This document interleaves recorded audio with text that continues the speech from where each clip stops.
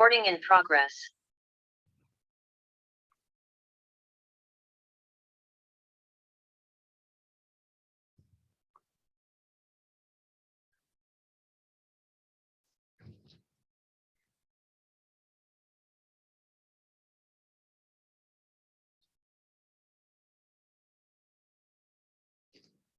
Okay, let's start.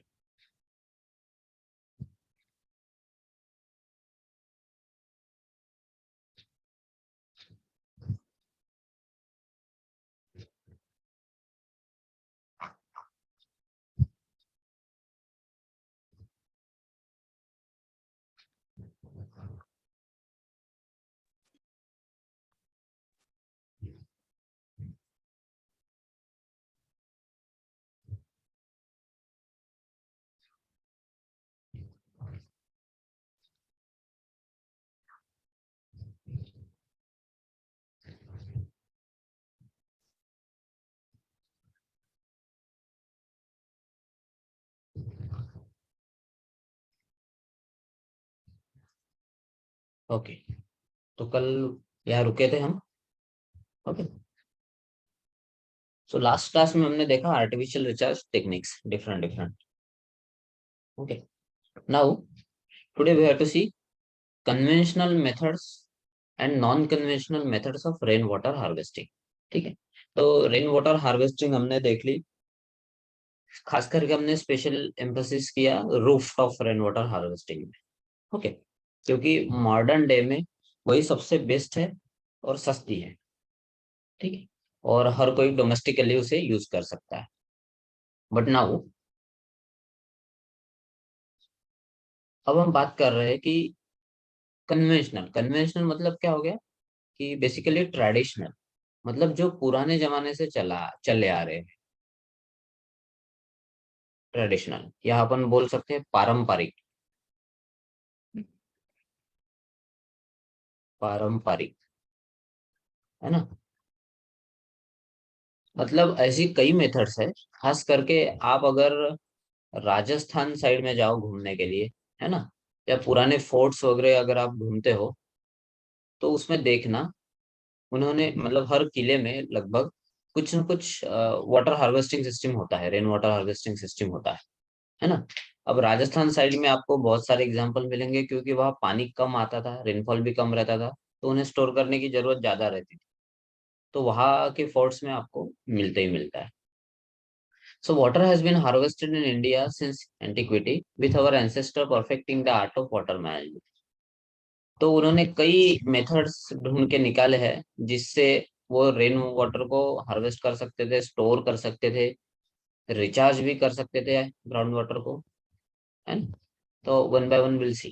They harvested rain water directly from the rooftop, built in, then collected the water stored and built in their courtyards and artificial wells. तो उन्होंने कई कुएं वगैरह ऐसे छोटे छोटे बना के रखे थे. ठीक है, उसमें वो रेन वाटर हार्वेस्ट करते थे एंड स्टोर करते थे. देन मानसून रन ऑफ, जो बह जाता है पानी, उसको भी वो कैप्चर किया करते थे, है ना. या फिर स्ट्रीम में जब एक लेवल से वाटर बढ़ जाता है सीजन में, रेनी सीजन में, तो उसे भी वो कलेक्ट करके स्टोर करते थे. ठीक है, देन फ्लडेड रिवर है, तो उससे भी वाटर हार्वेस्ट किया जा सकता है. तो ये सारी टेक्निक वो पहले से करती आ रही थी, अब उसको अलग अलग नाम दिए गए थे ट्रेडिशनली, है ना. Will see one by one. जैसे सबसे पहले आता है पार सिस्टम. ठीक है, ऐसे मराठी में हम बोलते हैं ना, जैसे पारीवर बसला है का, है ना. तो ऐसे पार पे वो छोटे छोटे ऐसे 5 से 10 मीटर के गड्ढे बना के रखते थे, है ना. जिसे पार उन्होंने बोला है. बेसिकली एक कॉमन वाटर हार्वेस्टिंग सिस्टम है वेस्टर्न राजस्थान का, है ना. तो इनमें ये जो गड्ढे, पार मतलब एक ऐसा कोटा जैसे हो गया, है ना, जिसपे ऐसे बहुत से लोग बैठ सकते थे. अब वो पार पे इन्होंने क्या किया, ऐसे छोटे छोटे 5-10 मीटर के गड्ढे बनाए, है ना. बहुत ज्यादा डीप नहीं, 5 से 10 मीटर के, लेकिन 5 से 10 मीटर मतलब काफी हद तक वो पानी स्टोर कर सकते थे, है ना. As you can see in the image, उन्हें क्वीज और बेरीज भी बोलते हैं लोकल लैंग्वेज में. तो ऐसे डग करके रख दिए छोटे छोटे। ठीक है। तो और इसमें पानी को स्टोर कर लेते थे। इसे पाताली पानी भी बोलते थे। ठीक है। अब इसमें पानी स्टोर होगा। अब कई दिनों का पड़ा रहेगा तो खराब भी हो सकता है। इससे ग्राउंड वाटर भी रिचार्ज होता रहता है ना। तो मतलब यहाँ तक भी देखा गया था कि ये लोग उसमें पत्थर डालते थे। पत्थर मतलब कौन सा? ये फिल्ट्रेशन का भी इनको नॉलेज था। इन्होंने जियोलाइट्स का यूज किया है ना। कई ऐसे वाटर के छोटे छोटे सिस्टम्स है, इसमें इन्होंने जियोलाइट्स डाल के रखे हैं। ठीक है। जियोलाइट्स फिल्ट्रेशन में हेल्प करते हैं। अगर आपको पता नहीं होगा तो आप देखो, आज के जो आरओज आ रहे हैं, है ना, आज के जो आरओ टेक्नोलॉजी से बनने वाले वाटर फिल्टर है, उनमें जो कैंडल्स चलती है, वो कैंडल्स भी जियोलाइट से बनती है। ठीक है। तो जियोलाइट्स को भी हम फिल्ट्रेशन में यूज करते, आज भी कर रहे हैं लेटेस्ट में। ठीक है। तो ये लोग पहले से यूज करते थे, जियोलाइट्स का यूज करते थे। उसके बाद ये जो चूना पत्थर, अपन लाइम जो बोलते हैं, है ना, लाइम का भी यूज करते थे सर्टन अमाउंट में, पानी को क्लियर करने के लिए। सो ये हो गया पाताली पानी। This is one of the technique, पार्ट system as you can say. ठीक है। ये कन्वेंशनल मेथड है, पुरानी चली आ रही टेक्निक्स में से एक है। फिर आते हैं तालाब, बंदीज, रिजर्वायर, पॉन्ड। आपने देखा होगा, है ना। ये जो है, ये फर्स्ट डायग्राम, इसे बंदीज बोलते हैं, बंदीज, है ना। ये ऐसे खोद के रखते थे, इसमें पानी हमेशा स्टोर होता रहता था, किले के अंदर वगैरह। ये आपने कई फोर्ट्स में देखे भी होंगे, है ना। आप घूमने जाओ तो आपको दिखेगा ऐसे हरा हरा पानी इसमें जमा हुआ रहता है। अब वो बेसिकली अलगी वगैरह के ग्रोथ हो जाने के कारण वो ग्रीन दिखता है ना। लेकिन पानी बहुत गंदा होता है ऐसा नहीं है, वो अलगी के कारण वैसा दिखता है। तो ऐसे स्टोर होते हैं, इसे बंदिश बोलते हैं। ठीक है। फिर जैसे जैसे हम थोड़ा एडवांस होते गए, अब ये देखो, ये नीचे वाला जो है रिजर्वायर, है ना। रिजर्वायर है तो अपन डैम भी बना सकते हैं। ये छोटा सा तालाब है ना, या एक दो चार लोग नहा तो सकते ही है, पॉन्ड हो गया। ठीक है। ये तालाब हो गए छोटे छोटे। छोटे छोटे लेक बनाना बेसिकली यही था कि अपन वाटर लेवल को ऊपर ला सके, और पूरे सिटी में या उनका जो पूरा नगर है उसमें ग्राउंड वाटर की कंडीशंस को अच्छे कर सके, है ना। इसके लिए ऐसे तालाब बनाए जाते थे। इसलिए शहरों में कई तालाब बनाए जाते हैं, आर्टिफिशियली बनाए जाते थे। ठीक है। कुछ कुछ नेचुरल भी होते हैं। जैसे उदयपुर अगर कोई गया होगा घूमने, है ना, तो सिटी ऑफ लेक्स भी बोलते हैं, बहुत सारे छोटे छोटे तालाब थे। तो इसलिए उदयपुर की ग्राउंड वाटर कंडीशंस देखूंगी तो बाकी राजस्थान के कंपैरिजन में काफी बेहतर है ना। तालाब से, तालाब में पानी भी है ना। फिर पहले वो रानी की बावड़ीज वगैरह भी हुआ करती थी, नहाने वाली जगह है ना। उसमें भी ऐसे छोटे छोटे पॉन्ड्स तालाब बना के रखे हैं जिसमें पानी भरा रहता था। So one of the techniques. Then आता है सांझा कुआ, है ना। An open well with multiple owners. मतलब कैसा है, एक कॉमन कुआ। जैसे मान लो एक जगह 10-12 लोग रहते हैं, या 10-12 झोपड़े हैं, ऐसा मान लो। ठीक है। तो ये 10-12 लोगों को मिलके एक वेल अपन ने कंस्ट्रक्ट कर दिया। 10-12 लोगों का मिलके एक वेल अपन ने कंस्ट्रक्ट कर दिया। ठीक है। तो उसे क्या बोलेंगे? सांझा कुआ, है लोकल लैंग्वेज में, सांझा कुआ। मेरा आवाज तो क्लियर है ना? Yes sir. हाँ ठीक। सब लोग इतने शांत रहते हैं, ऐसा समझते नहीं कोई सुन रहा है कि क्या हो रहा है। थोड़ा थोड़ा इंटरेक्ट करिए। ठीक है। Then important source of irrigation in Mewar region, सांझा कुआ। ठीक है। तब कुएं खोदे जाते थे, तब कोई बोर सिस्टम तो था नहीं। So that's why. Clear. Mewar and Marwar, दो रीजन में अपन ने डिवाइड किया है राजस्थान। ठीक है। तो सांझा कुआ। देन आते हैं जोहार्स। ठीक है। स्मॉलर देन चेक डैम्स, मतलब कहीं से थोड़ा सा बहने वाले पानी को अपन ने रोक दिया with the help of check dams. So capture and conserve rain water, run off को रोक सकते हैं, रेन वाटर को भी स्टोर कर सकते हैं। अब पानी जमा रहेगा तो क्या होगा, पर्कुलेशन बढ़ जाएगा धीरे धीरे, एंड ग्राउंड वाटर रिचार्ज होने लगेगा। Is one of the best. ठीक है। अलवार डिस्ट्रिक्ट ऑफ राजस्थान में आपको देखने को मिलेगा जोहार्स। अब क्या है, इधर वाटर स्कैरसिटी थी पहले से ही, क्योंकि रेनफॉल कम होता है, इसलिए यहाँ पे ज्यादा देखने को मिलते हैं। इसका मतलब ऐसा नहीं है कि बाहर के देखने को नहीं मिलते, बाहर भी मिलते हैं, है ना, पर थोड़े कम फेमस है। टूरिस्ट स्पॉट जो बन गए, वहां जा लोग देखने लग गए, फिर रिसर्च करने लग गए, है ना, न्यूज में आने लग गए, तो वहाँ थोड़े के ज्यादा फेमस है, तो इसलिए आपको ज्यादातर मटेरियल आर्टिकल, रिसर्च आर्टिकल इन्हीं चीजों पे मिलते हैं। जोहार्स। देन आते हैं पैट सिस्टम। ठीक है। अब इसमें करते क्या है, diversion of water from swift flowing hill stream into irrigation channel called pats. ठीक है। अब हिल से जब पानी बह के आता है, तो बेसिकली वो कहीं पे भी जा सकता है ना, अलोंग द स्लोप वो मूव कर लेगा कहीं पे भी। लेकिन अगर मान लो फुट हिल्स पे आप किसी पर्टिकुलर जगह पे एग्रीकल्चर कर रहे हो, खेती कर रहे हो, और वहां पानी नहीं आ रहा, वो सब बाजू से बह के जाएगा तो कैसे होगा। तो इसमें अपन क्या करते हैं, ऐसे पैट्स बना देते हैं। ठीक है, छोटे छोटे, है ना। तो उस पैड से क्या हो जाता है, वाटर को अपन डाइवर्ट कर सकते हैं, है ना, अपने को जिधर चाहिए उधर अपन वाटर को डाइवर्ट करेंगे। क्वांटिटी भी थोड़ी कंट्रोल कर सकते हैं उसकी, और जहां अपन एग्रीकल्चर कर रहे हैं वहां तक पानी लेके आ सकते हैं। तो पैड बेसिकली है कि अपन एक छोटी सी दीवार बना रहे हैं, है ना, जिसमें अपन स्टोन्स का, टीक लीव्स होते हैं, उसका मड का इस्तेमाल करके एक छोटी दीवार बनाई जा रही है। तो उससे दीवार बनाओगे तो क्या होगा, बह के आने वाला पानी वहां पे स्टोर हो जाएगा, और फिर उसको प्रॉपर एक जगह से ओपन करके फ्लो होने के लिए अलो कर देंगे, है ना, ग्रेडियंट भी मिल जाएगा। तो प्रॉपरली उस डायरेक्शन में वाटर फ्लो होने लगता है। तो हिली रीजन में अगर अपने को ये देखने को मिलेगा, इससे अपन इरिगेशन चैनल्स बना सकते हैं, अपने को चाहिए वहां तक पानी लेके आ सकते हैं। क्लियर। तो this is PAT system. Clear. Photograph में देखो, तो ये जो आपको इमेज दिख रही है, दिस इज योर पैट। दिख रही है? ये जो दीवार बनाई, ये अपना पैट हो गया। ठीक है।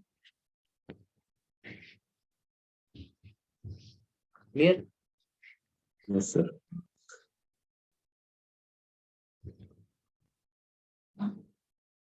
सो ये थी कन्वेंशनल मेथड, जो पुराने समय से चले आ रहे पारंपरिक मेथड्स हो गए।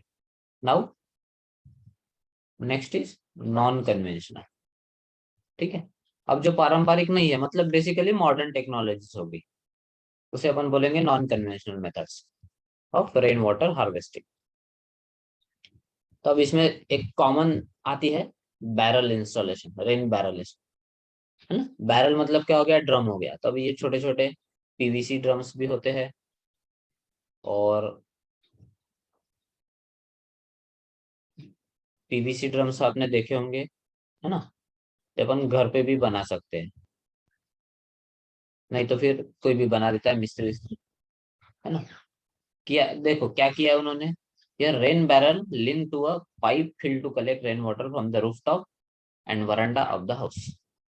कुछ नहीं, अपन ने ऐसे ड्रम जोड़ डाले हैं एक साथ, है ना, कनेक्ट कर दिया, और उसको पाइप का कनेक्शन दे दिया ऊपर छत से। छत में वाटर कलेक्ट करने के लिए ऐसे बॉर्डर पे पाइप जैसा, ऐसा आधा पाइप जैसा लगा देंगे अपन बॉर्डर पे। वहां से पानी कलेक्ट होगा, ड्रम में आता रहेगा, एक ड्रम से दूसरे, दूसरे ड्रम से तीसरे में ऐसे जाता रहेगा। और वो ड्रम को नीचे से पाइप से जोड़ के, या तो अपन वेल में डायरेक्ट कनेक्ट कर सकते हैं, है ना, या फिर ये ड्रम में अपन ग्रेवल्स वगैरह भर सकते हैं, है ना, छोटे छोटे अलग अलग साइज के, जैसे ग्रेडेड बेडिंग होता है ना, वैसे अलग अलग साइज के पत्थर से अपन उसमें भर सकते हैं। तो उससे पानी फिल्टर भी हो जाएगा थोड़ा बहुत, और वो पानी अपन डोमेस्टिक यूज के लिए भी कर सकते हैं, है ना, पेड़ों को पानी देने के लिए, हाथ पैर धोने के लिए, है ना, तो वॉशिंग के लिए, गाड़ी या हाउस जो भी है, तो इसके लिए भी तो ये यूज हो सकता है ना। तो एक प्रकार से ये बचत ही होगी, और फिर ग्राउंड में भी परकोलेशन हो जाएगा इन सारी चीजों से। या फिर अपन कुआं खोद के रखते हैं, उसमें डिस्चार्ज कर देते हैं पूरा का पूरा, ये भी होता है। So this is rain barrel installation method. Rain barrel serves as a storage unit for rooftop rain water, है ना। स्टोर भी हो जाएगा पानी, जब चाहे तब यूज भी कर सकते हैं, like that. Clear. Rain barrel. Then आते हैं ड्राई सिस्टम पे। अगेन ये बैरल सिस्टम ही है, ठीक है, बस इसे थोड़ा बड़े पैमाने पे करते हैं, है ना। और जैसे मान लो कोई ऐसा इलाका है जहाँ रेनफॉल ज्यादा ही होता है ना, तो छोटे बैरल से काम नहीं चलेगा। इमीडिएटली एक बार बारिश हो जाएगी तो फुल हो जाएंगे, है ना। तो इसके छोटे छोटे बैरल्स की जगह थोड़े बड़े कंटेनर्स वगैरह लगाए जाएंगे। Larger container is place next to the property, offering a larger storage capacity than barrel.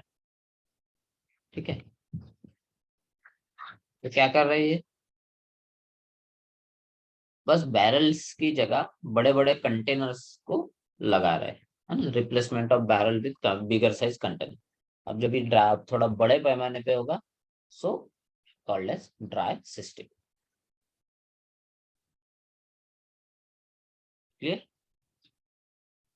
फिर आते हैं ग्रीन रूफ सिस्टम।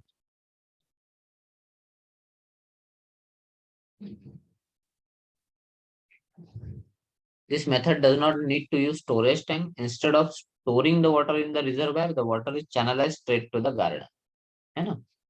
अब ये कहाँ पे काम करेगा, जहाँ ज्यादा ये नहीं है, मतलब रेनफॉल बहुत ज्यादा नहीं होता है, या फिर आपका गार्डन बहुत बड़ा है ना। तो इतना पानी ही कलेक्ट नहीं होता जितना अपन गार्डन को दे सकते हैं। तो अपन क्या करेंगे, जितना भी पानी आएगा स्टोर करेंगे और उसे गार्डन की तरफ डाइवर्ट कर देंगे, है ना।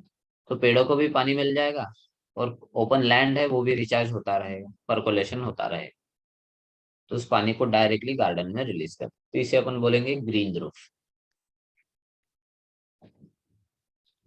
देन आते हैं सरफेस रन ऑफ।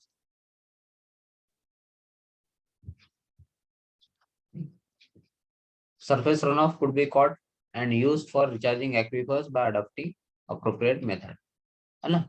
अब सरफेस रन ऑफ हर जगह अलग अलग होता है, उसका क्वांटिटी भी वेरी करेगा, ठीक है। लेकिन still we can collect the, एक हो गया आपका रूफटॉप रेन वाटर हार्वेस्टिंग, है ना। इसको अपन कलेक्ट कर सकते हैं, तो जहां गिर रहा है वही कलेक्ट कर दो, तो हमने टेरेस पे ही कलेक्ट कर दिया, है ना। तो roof become catchment, and then water is stored and diverted, जो है कुएं में डालो या यूज करो, वॉट एवर इट में भी। Then we have percolation pit. Pit मतलब बेसिकली गड्ढा ही होता है ना। Is meant for a small catchment area like individual houses. It is hand bore made in soil with auger having 4 to 8 meter depth. है ना? एक ऐसा हैंड बोर ऑगर होता है, ऑगर मतलब एक कुछ ऐसा सिलेंड्रिकल टाइप का ऐसा इंस्ट्रूमेंट होता है, उसको ऐसा ये होता है, ठीक है। और यहाँ ऐसा हैंडल रहेगा, कैंची जैसा थोड़ा सा, है ना। तो जहाँ लूज सॉइल है, ऐसे सॉइल में हैंडबोर ऑगर से हम ऐसा गड्ढा कर सकते हैं, मट्टी निकाल निकाल के, ठीक है। तो ये भी 4 से 8 मीटर तक की डेप्थ का अपन बना सकते हैं परकोलेशन पे। तो छोटे छोटे गड्ढे करने से होगा क्या, अगर वाटर बह रहा है तो वो गड्ढों में भर जाएगा, स्टोर हो जाएगा, ठीक है। और जब तक जमा जमा रहेगा तो धीरे धीरे इनफिल्ट्रेट होके वापस एम्प्टी हो जाएगा, भरता रहेगा एम्प्टी होता रहेगा। तो इससे हमने क्या कर दिया, परकोलेशन बढ़ा दिया। क्योंकि नाउ डेज खास करके अर्बन जगहों पे, मतलब सिटीज में वगैरह अच्छे घर है, पक्के मकान है। अब घर के सामने भी आप देखो तो ऊपर, घर के सामने का एरिया भी अपन क्या करते हैं, सीमेंट से ढक देते हैं, है ना। चाहे आपको वहां गाड़ियां पार्क करनी हो, गार्डन बनाना हो, तो गार्डन भी बनाते हैं तो उसमें थोड़ी थोड़ी जगह सिर्फ मिट्टी ओपन रहती है, बाकी हर जगह से अपन ने पैक करके रख दिया है ना। स्लोप्स बनाएंगे, बढ़िया बढ़िया टाइल्स लगाएंगे, तो अपन पूरा का पूरा एरिया ही पैक कर देते हैं अपने घर वाला। फिर सामने रोड होता है, सीमेंट रोड हो या बिटुमेन रोड हो, जो भी हो, तो आप देखना नाली है वो भी सीमेंट की बना दी है। तो बेसिकली ओपन स्पेस ही नहीं बचा है, बहुत कम या ना के बराबर ओपन स्पेस बचा है। तो इसलिए पूरा का पूरा रेन वाटर जो है वो रन ऑफ ही हो जाता है, बह जाता है, और इनफिल्ट्रेशन हो ही नहीं पाता। तो ये हर साल रेगुलरली होते जा रहा है, और इसके वजह से हर साल प्रॉपर मतलब रेन इनफिल्ट्रेशन डिक्रीज होके ग्राउंड वाटर लेवल कम होते जा रहा है। तो ये अभी देखने को मिल रहा है ना। इसलिए कुछ कुछ रिपोर्ट्स आती रहती है, पानी खत्म होने वाला है, पानी खत्म होने वाला है। ठीक है, तो कभी रेनफॉल कम हो गई, कभी रेनफॉल ज्यादा हो जाती है, तो फिलहाल तो मैनेज हो रहा है।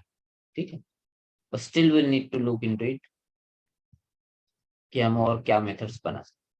तो इसलिए अभी देखना, तो अभी अपन सीमेंट की जगह नहीं, क्या वो गट्टू लगाते हैं,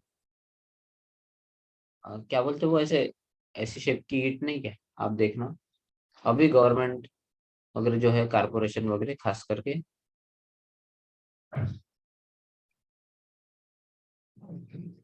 ये ऐसी ईंटें लगा रही है, देखो फुटपाथ पे वगैरह, देखा होगा आपने, है ना। तो अभी सीमेंट से पैकिंग बंद कर दिया है, ये ऐसी गट्टूज लगाते हैं। तो इससे यस सर, होगा वो क्या, बहुत अच्छे लगे थे। हाँ, तो इससे क्या होगा, फुटपाथ भी अच्छा दिखता है ना। ऐसे गट्टूस पैक करते हैं, और इनके बीच बीच में नहीं, क्या गैप्स रहती है बड़ी बड़ी। अब ये गैप्स मट्टी से भर जाती है, लेकिन यहाँ से पर्कुलेशन इजीली हो जाता है ना। तो ज्यादातर जो जगह है जहाँ गवर्नमेंट कुछ करती है ओपन लैंड पे वगैरह, तो वहां पे ऐसे गट्टूज लगाए जाते हैं रोड के आजू बाजू में, देखने, है ना। और लोगों को भी सलाह दी जा रही है कि आप टाइल्स या फिर टोटल फ्लोरिंग करने की बजाय ये गट्टू से आप अपना एरिया जो है, आसपास का, घर के आसपास का या पार्किंग वाला जो एरिया है, उससे बनाइए, है ना, ताकि पर्कोलेशन होता रहे।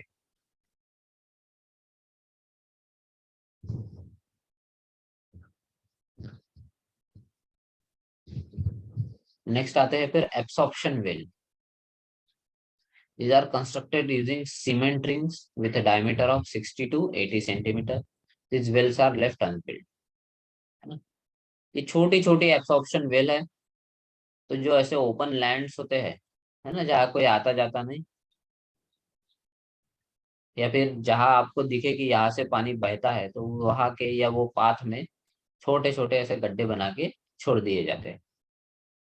ठीक है, ताकि इसमें पानी जमा होता रहे, पर्कुलेट होता रहे।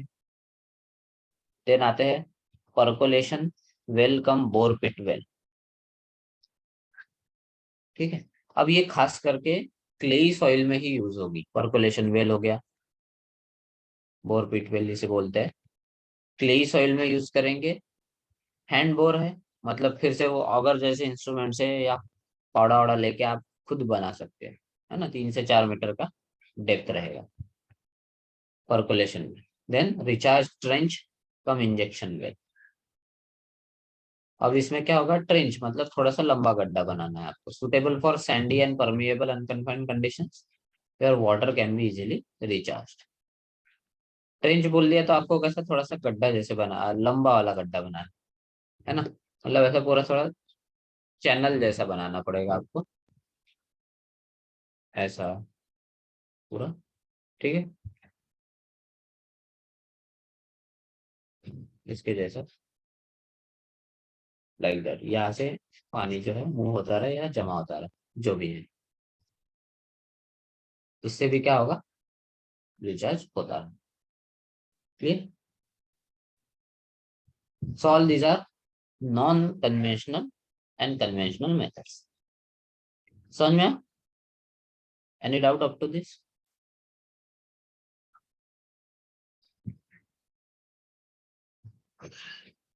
Clear हो गया? Yes sir. हाँ। Now next.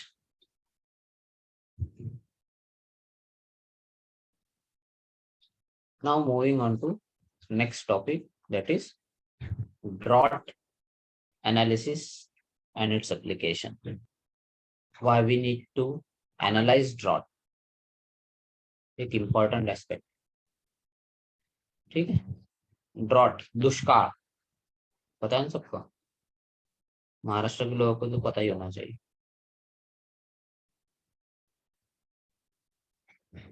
ओके। अभी देखो थोड़े कुछ कुछ टॉपिक्स जो है ना बहुत ही थेरेटिकल है ना। एनालिसिस, सर्वेज, ऐसी चीजें हैं।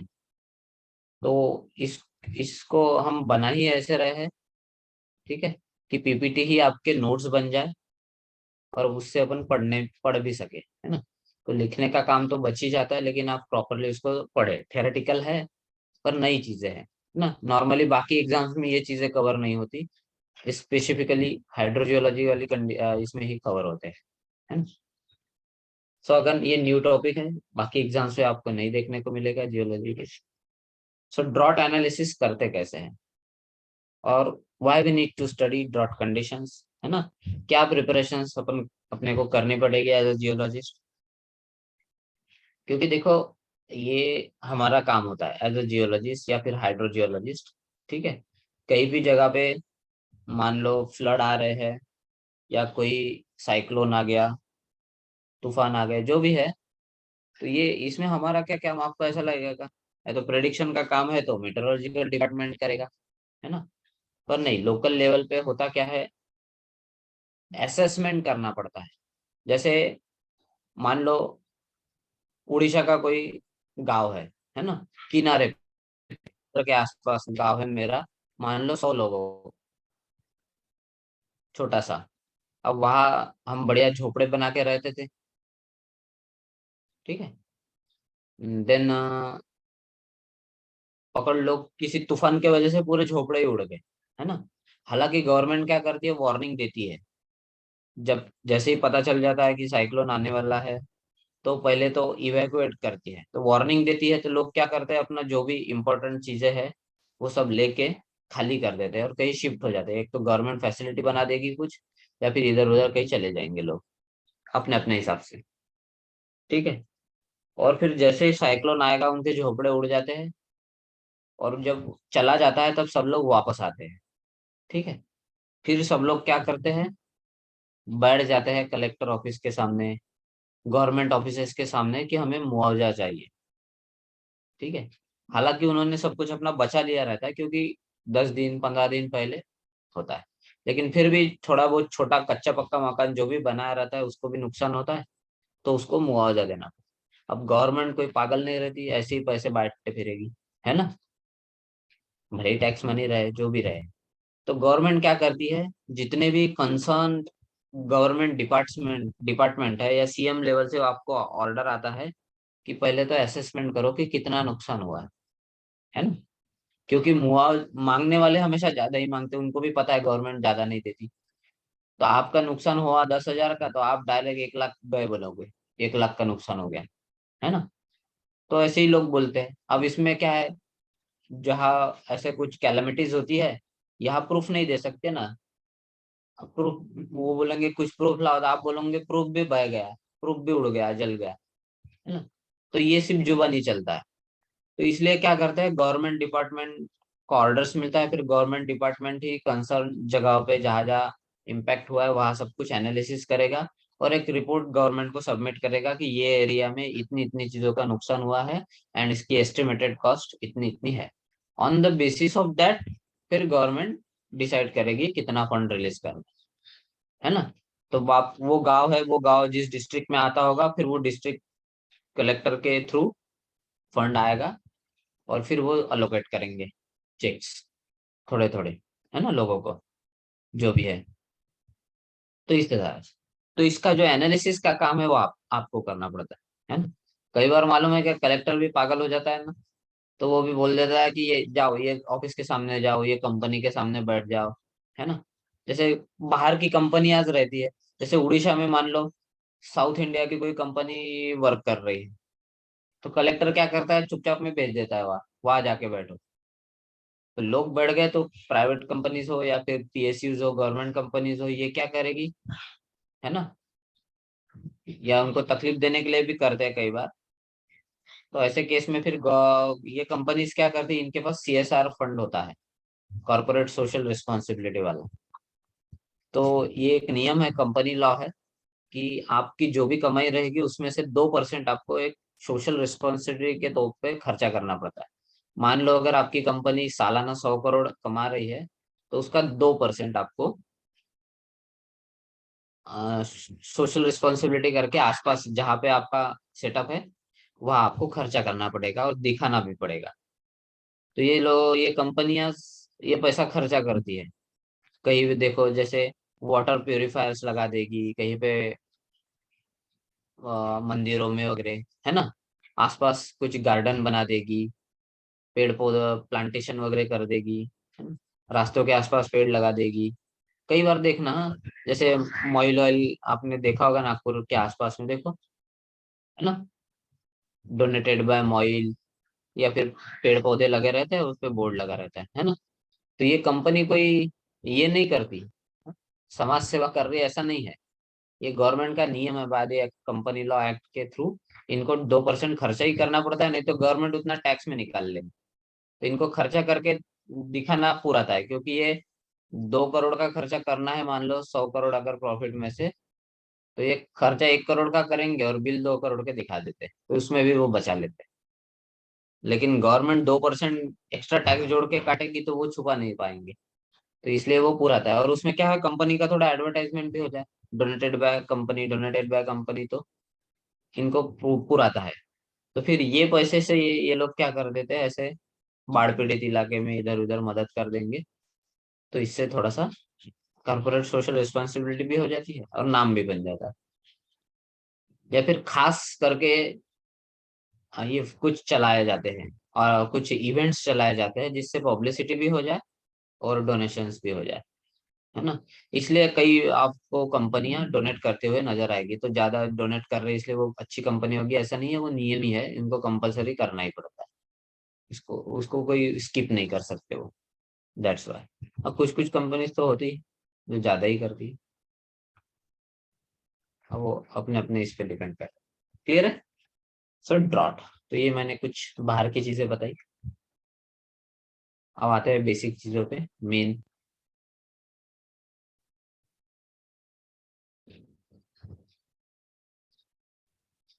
ठीक है।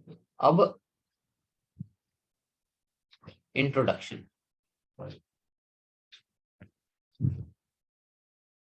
Human and animal death, migration, economic losses, social effects were very common in Africa, Asia, America, Europe, and everywhere. Frequent droughts in Africa, Asia still result in a misery, erode livelihoods, damage integrity of natural ecosystem, and cause diseases, death due to poor quality of water and hunger. Ripple effects on secondary or tertiary level economy, मतलब बाद वाले, political upheavals, social conflicts, migrations, ठीक है। फिर failed developments, frequency of epidemics decreased where relative occurrences of drought increased during the 20th century. The analysis also demonstrates that for a given level of drought, disaster risks are variable depending on the overall physical, social, economical vulnerability. ठीक है। एक introduction दिया है मैंने यहाँ पे, इसमें हम बस देख रहे हैं कि ड्रॉट से क्या क्या हो सकता है ना। और ड्रॉट बहुत कॉमन चीज है, ऐसा नहीं कि सिर्फ महाराष्ट्र में ही देखने को मिल रहे हैं। ड्रॉट इंडिया में कई जगह हो रहे हैं, ठीक है, वर्ल्ड में भी कई जगह हो रहे हैं। तो इससे बहुत सारी चीजों को इम्पैक्ट पड़ता है, खास करके human animal death, migration, economic losses होते हैं, सोशल इफेक्ट्स भी बहुत कॉमन है, लाइक दैट। अब इसको कैसे किया जाए? तो सबसे पहले तो इंडिया में हम क्या फॉलो करते हैं कि मॉनिटरिंग करेंगे सबसे पहले। ठीक है। आपने देखा होगा कई बार, ये मंत्री संतरी लोग क्या करते हैं, मस्त सरकारी चौपर लेंगे, ठीक है, जहाँ फ्लड आया, ड्रॉट आया, जो भी है, एक ऊपर से चक्कर लगा के आते, घूम के आते, है ना। वो भी बोलते होंगे चलो घूम के आए। हम भी कभी कभी गाड़ी लेके टहलने जाते तो ये चौपर लेके टहलने निकलते। सो बेसिकली ये लोग करते क्या है, ऊपर से देख लेते हैं कि सच में इतना हुआ है क्या, है ना। जैसे लोगों ने, जैसे ऑफिसर लोग बता रहे तो उनको भरोसा ही नहीं रहता, घूम के आ जाते और फोटो वोटो खिंचवा लेते मस्त कि हमने सर्वे किया। ठीक है। तो ये देख लेते हैं कि कितना एरिया इम्पैक्ट हुआ है, क्या हुआ है, बेसिकली वो लोग तो टाइम पास होते हैं, और उनके साथ उनकी टीम चलती है, वो बेसिकली देख के मॉनिटरिंग करती है ना। और फोटो आप तो मोदी जी का ही देखोगे, तो मोदी जी को क्या समझता है, लेकिन वो अपने साथ दो चार पांच जो लोग हैं एनालिसिस करने वाले, वो भी चलते हैं उनके साथ। तो वो सच में सब कुछ देखते हैं कि वाटर लेवल कितना आया, या फिर अगर ड्रॉट की ही स्पेसिफिकली बात करें तो कितना एरिया ड्राई हो गया है ना। तो ये सब देख के वो फिर एनालिसिस करते हैं, फिर वो हिसाब से सजेस्ट करेंगे और गवर्नमेंट से फंड रिलीज करवाएंगे। तो मॉनिटरिंग सबसे पहला मेन पार्ट आता है ना। फिर मॉनिटरिंग करने के बाद डिक्लेयर करेंगे कि हाँ भाई इतना इतना इम्पैक्ट हुआ है, नुकसान हुआ है, मेरी तरफ से सांत्वना, और इसके लिए हम ये मुआवजा देने को तैयार है। गवर्नमेंट ये 1-1 लाख रुपया देगी, 2-2 लाख रुपया देगी, जो भी अफेक्टेड है उन लोगों को। तो वो डिक्लेरेशन करेंगे। डिक्लेरेशन करने के बाद रिस्पांस दिया जाएगा, है ना। तो जो भी कंसर्न डिपार्टमेंट्स है, डिस्ट्रिक्ट कलेक्टर ये वो, उनको एक गवर्नमेंट ऑर्डर वगैरह निकलेगा। ठीक है। तो ये सारी अब ये बात की चीजें हो गई, है ना। और उससे पहले भी अपन क्या करेंगे, जैसे अपने को मालूम है कि अभी ग्राउंड वाटर लेवल डिक्रीज होते जा रहा है, एक्सप्लॉयटेशन बढ़ रहा है, यूज डे बाय डे बढ़ रहा है, पॉपुलेशन बढ़ रही है। तो अपन पहले भी एनालिसिस कर लेते हैं कि हाँ भाई ये एरिया है जो आगे जाके यहाँ पे ड्रॉट जैसी कंडीशन आ सकती है। तो ये भी एक एनालिसिस हमें बता देगा।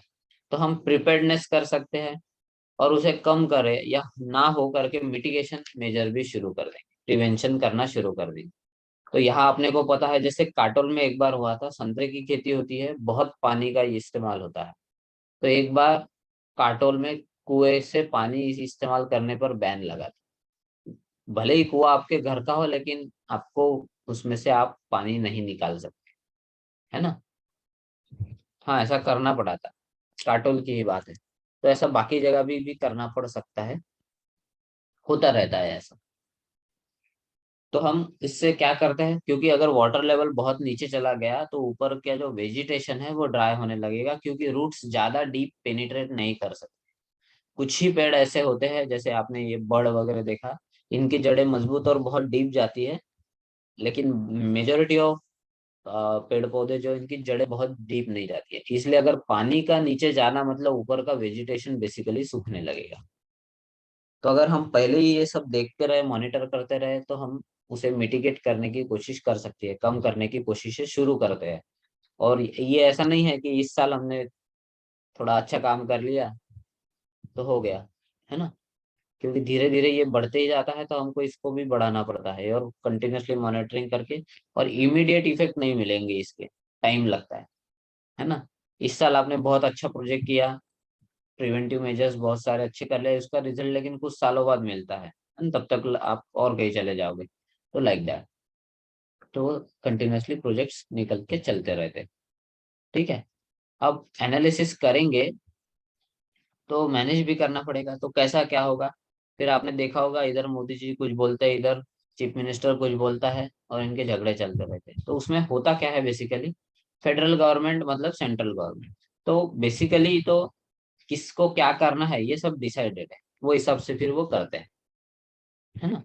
तो मैंने यहाँ पे फ्लो चार्ट के द्वारा हम समझेंगे कि सेंट्रल गवर्नमेंट इस चीज में क्या करेगी, और स्टेट गवर्नमेंट इस चीज में क्या करेगी। ठीक है। सो फेडरल गवर्नमेंट में देखो, national calamity management management community सबसे पहले इसको इसमें लुकआउट करेगी।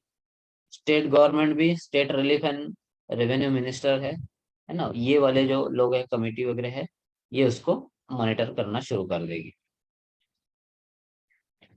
फिर वो ऑर्डर देगा क्राइसिस मैनेजमेंट ग्रुप को, ये लोग फिर एक्चुअल में पूरा कैलकुलेशंस निकालेंगे। ठीक है। स्टेट गवर्नमेंट में ये बातें चीफ सेक्रेटरी तक जाएगी। उसके बाद इंडियन मेट्रोलॉजिकल डिपार्टमेंट को सेंट्रल गवर्नमेंट ऑर्डर दे देगी कि भाई देखो क्या हुआ है, बताओ, हमें एक रिपोर्ट भेजो, डिटेल। और इधर चीफ सेक्रेटरी, जो स्टेट वाले डिपार्टमेंट है, क्रॉप वेदर वॉच ग्रुप होता है, उनको तलब कर देगा, उनसे रिपोर्ट मंगवाएगा। ठीक है। क्रॉप वेदर वॉच ग्रुप से सेंट्रल गवर्नमेंट भी मंगाएगी, क्योंकि डोमेस्टिक लेवल पर क्या हुआ है ये इन्हीं को मालूम रहता है। फिर जाएगा फेडरल रिलीफ कमिश्नर के तरफ, है ना। और फिर कई बार क्या होता है, स्पेशल टीम्स वगैरह भी बनाई जाती है सेंट्रल गवर्नमेंट के द्वारा, अगर इम्पैक्ट कुछ बड़ा हो या बड़ी चीजें कुछ हुई हो किसी भी स्टेट में हो चाहे, ठीक है। फिर डिस्ट्रिक्ट कलेक्टर लेवल पे जाएगा स्टेट गवर्नमेंट में, फिर तहसील लेवल पे जाएगा, फिर विलेज लेवल पे इलेक्टेड बॉडीज है जैसे पंचायत वगैरह, इस लेवल पे जाएगा, है ना। और इतने सारे चैनल्स के थ्रू थोड़ा थोड़ा थोड़ा थोड़ा थोड़ा थोड़ा या इनकी रिपोर्ट्स के थ्रू डिसीजन लेकर फिर फंड्स रिलीज किया जाता है। तो कई फंड बीच में गायब हो जाते हैं, कम हो जाते हैं, वो अलग बातें हैं, बट स्टिल तो ये पूरी मॉनिटरिंग सिस्टम है। इसमें कोऑर्डिनेटेड मैनर में ये वर्क करेंगे सेंट्रल गवर्नमेंट और स्टेट गवर्नमेंट दोनों, बस उनमें झगड़ा ना हो, है ना। तो हमने देखा गया है कि अगर स्टेट गवर्नमेंट सेंट्रल गवर्नमेंट अलग अलग हो तो बहुत सारे प्रॉब्लम देखने को मिलते हैं, फिर ये झगड़ते रहते हैं, हमें फंड ही नहीं आया, पैसे ही नहीं भेजे, हमने 20 करोड़ मांगे 2 करोड़ ही भेजे, तो वट एवर इट में भी। तो ये चलता है, अगर सेम सेम गवर्नमेंट हो तो फटाफट हो जाता है काम, फिर भी वो ज्यादा एनालिसिस नहीं करेंगे। फिर ऑपोजिशन पार्टी की गवर्नमेंट है तो वो पहले बहुत सारे देखेंगे, स्क्रूटिनी करेंगे, लाइक दैट।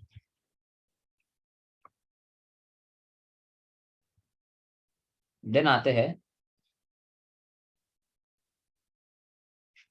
थोड़ा सा पढ़ना पड़ेगा, थेरेटिकल है, क्योंकि इसमें क्या है वो मैनेजमेंट लेवल का ही पूछा है इन्होंने, है ना। एनालिसिस और उसका अप्लीकेशन, तो अप्लीकेशन पे एम्फेसिस है, ठीक है। एनालिसिस में तो बहुत सारी चीजें हैं, वो इतनी स्टैटिस्टिकल है कि वो हम नहीं करते, हमारे काम की भी नहीं, है ना। फिर भी मैंने कुछ चीजों को इंक्लूड किया है ऐसा हेडिंग लेवल पे बस, है ना, उसके डिटेल्स में हम नहीं जाएंगे। थोड़ा सा theory, till recently drought monitoring and management were considered as a havoc on empirical feminine intervention for providing instant relief to prevent starvation। Basically ये पॉइंट आपको बता रहा है कि एक मैनेजमेंट कमिटी होती है, ये जो मॉनिटरिंग करेगी पूरा, मॉनिटर करके बताएगी कि कितना इम्पैक्ट हुआ है, कौन सी चीजों पे लॉस हुआ है, और उसका वैल्यूएशन भी निकाल लेगी, मैप कर देगी, ठीक है। और फिर ये सब देखने के बाद रास्ते खोजे जाएंगे कि हम इसे कैसे कम कर सकते हैं, मिटिगेट कैसे कर सकते हैं, होने से कैसे बचा सकते हैं, अगर हो गया है तो उसके बाद क्या कर सकते हैं, है ना। So officials were drawn temporarily from different departments, है ना। तो फिर यहाँ पे गवर्नमेंट ऑफिसर की ड्यूटी लगेगी, फिर कोई भी डिपार्टमेंट से हो कोई मतलब नहीं पड़ता, सबको काम करने पड़ते हैं। Officials were drawn temporarily from different departments or sources where the calamity struck without preparedness, trained responsive personnel in many cases। बहुत जगहों पे ऐसा क्या होता है, अब गवर्नमेंट ने कुछ नहीं किया, कुछ नहीं किया, ऐसे लोग चिल्लाने लगते हैं, न्यूज व्यूज वाले, तो ये क्या करते हैं, इधर उधर के सबको काम पे लगा देते हैं, है ना। कंसर्न डिपार्टमेंट ना रहा तो भी उसको बुला के ड्यूटी लगा देंगे, भले उसको कुछ आता जाता नहीं, करना क्या है कुछ पता नहीं, फिर भी लगा देते हैं। और उधर बोल देंगे हाँ हाँ हमने लोग लगाए, हमने ये किया, ठीक है। तो ये इमीडिएट रिस्पॉन्स रहता है, टाइम पास कुछ तो भी, बेसिकली जिसको कुछ पता ही नहीं, जो चीजें वो कर ही नहीं सकता, उसकी ड्यूटी लगा के करेंगे क्या, है ना, यूजलेस हो जाते हैं, पर ऐसी चीजें करते हैं ये लोग। Codes and manuals of different states did not utilize several unprecedented manifestations of the drop. मतलब बहुत से लोग, गाइडलाइंस होती है उसका कुछ फॉलो ही नहीं करते, और जब अफेक्ट होता है फिर बाद में आते हैं, ठीक है। Normal onset of rain crops were sown, मतलब जब रेन शुरू होती है तभी क्रॉप लगाए जाते हैं, ये भी देखना पड़ता है, तो वो ये लोग फॉलो करते नहीं है, ठीक है। Investments made by farmer followed by sudden withdrawal resulting into drawing up of water resources.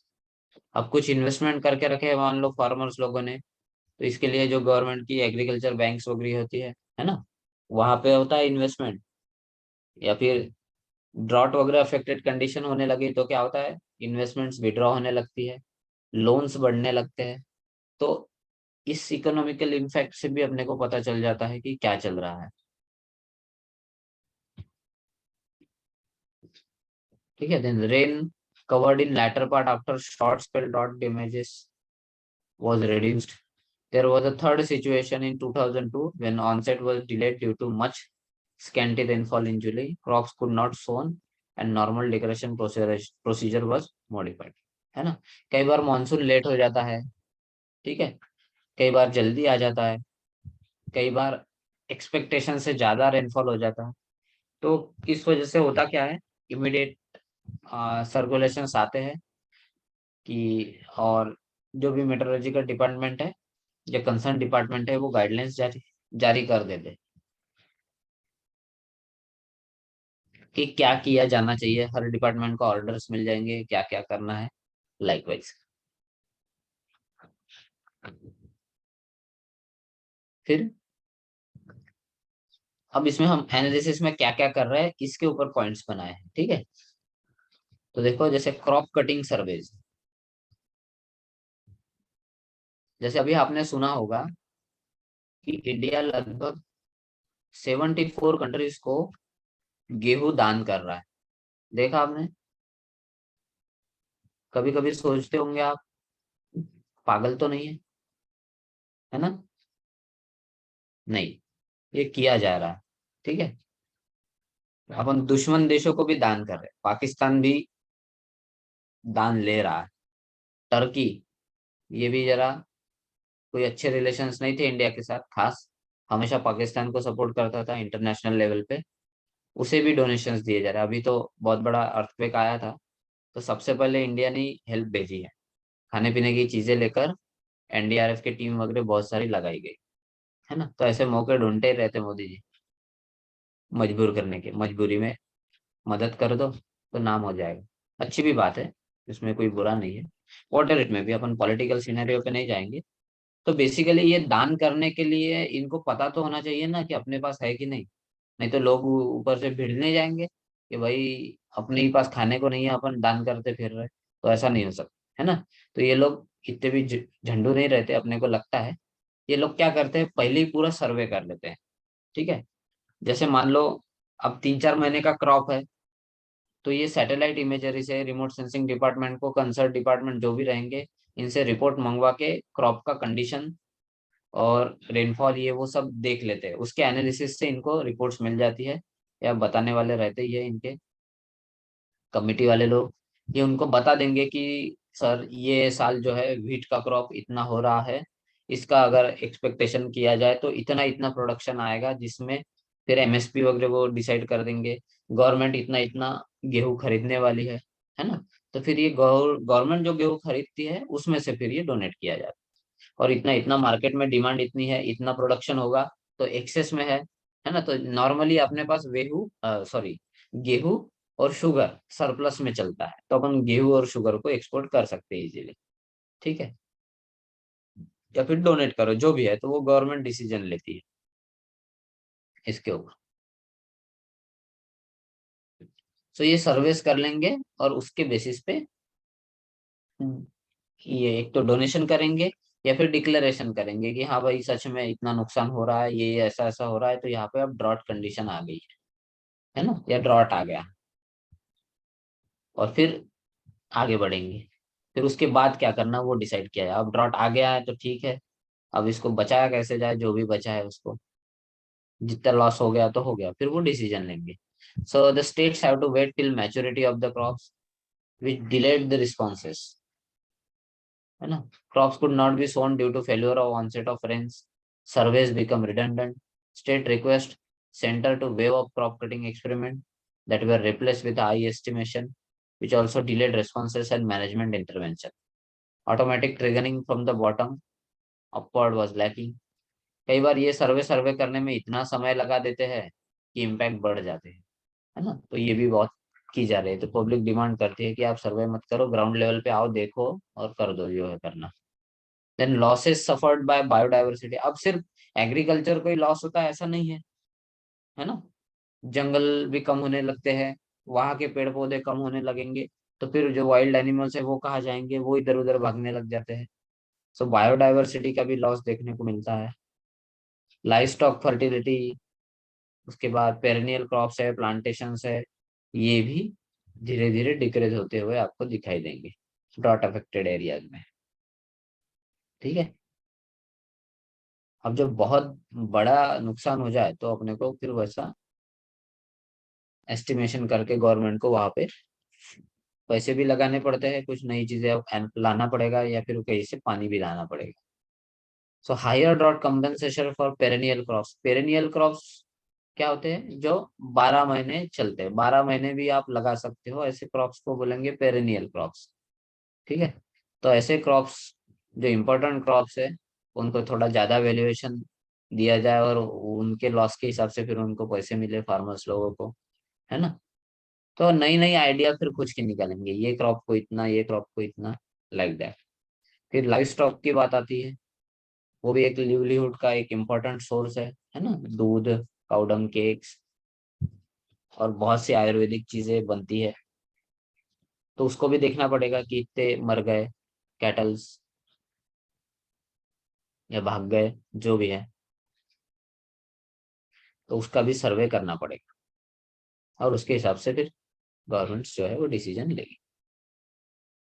Monitoring of common property resources like fishery, है ना। मतलब उस एरिया में काम करने वाले जो भी लोगों की आजीविका थी उसे हमें देखना पड़ेगा। सिर्फ खेती से नहीं होता, है ना, क्योंकि सब लोग थोड़ी खेती करते हैं। तो कोई फिशरी कर रहा था, वो भी देखना पड़ेगा। अब इसको भी पानी नहीं मिला तो ये भी कहाँ से फिशरी करेगा। फॉरेस्ट्री, ग्राउंड वाटर बायोडाइवर्सिटी, है ना, ड्रॉट प्रूफिंग प्रोसेसेस, क्या कर सकते हैं अपन, वो देखना पड़ेगा। अब फूड ग्रेन्स, मतलब ये देख रहे हैं कि 68% डोनेशन करेंगे, मतलब खाने पीने की चीजों में, मतलब गेहूं दे देंगे, चावल दे देंगे, ठीक है। फिर 5-10% पैसा देंगे। इस तरह से फिर वो प्लान करते हैं। पूरा का पूरा ना तो पैसा देते हैं, पूरा का पूरा ना तो फूड देते हैं, सब मुझे मिला के देते हैं। अब इसमें कुछ कुछ ईमानदारी से अफेक्टेड रहते हैं, कुछ कुछ आलतू फालतू भी रहता है, टाइम पास इधर उधर से आया है ना। कुछ लोकल वैलिड प्रूफ बना देते हैं, बेसिकली चोरी चलता है ऐसा। Transportation of significant amount of grains by railway and road network से भेजा जाएगा। जैसे अभी आपने देखा था लातूर में, नहीं क्या टैंकर्स भेजे थे, रेलवे से पानी लाया जा रहा था, जैसे अपन दूध वगैरह लाते कि नहीं, यस सर। वैसे रेलवे से वहां पानी लाया गया था, यस सर। है ना। Water scarcity problem. हाँ, तो वो कंट्रोल किया गया। फिर जल जीवन मिशन के थ्रू वगैरह बहुत सारी चीजें की जा रही है लातूर और आसपास के गांव में। तो उसमें काफी इम्प्रूवमेंट देखने को मिला है और लास्ट 1-2 साल में वहाँ अच्छा डेवलपमेंट दिखा है। मतलब अब रिजल्ट्स दिखने लगे हैं, बहुत सारे तालाब बनाए गए हैं, ग्राउंड वाटर लेवल रिचार्ज हो गया और अभी सूखा नहीं पड़ रहा है ना। तो बीच में बहुत तारीफ की जा रही थी वो मिशन की वगैरह। तो छोटे छोटे लेवल पे एक एक गांव सिलेक्ट करके वो कर रहा है, तो पहले लातूर को सिलेक्ट किया गया था, तो अच्छे खासे रिजल्ट्स उसके मिले हैं।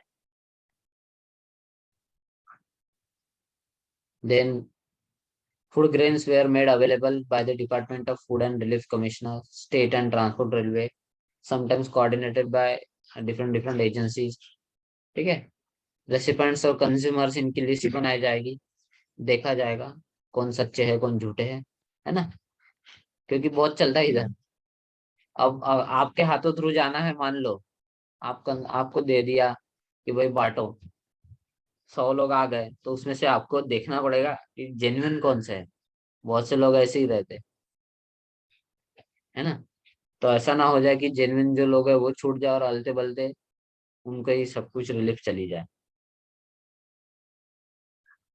देन जो बायोडाइवर्सिटी का लॉस हुआ है उसे भी अपने को देखना पड़ेगा, उसे कैसे कवर करें। ठीक है। तो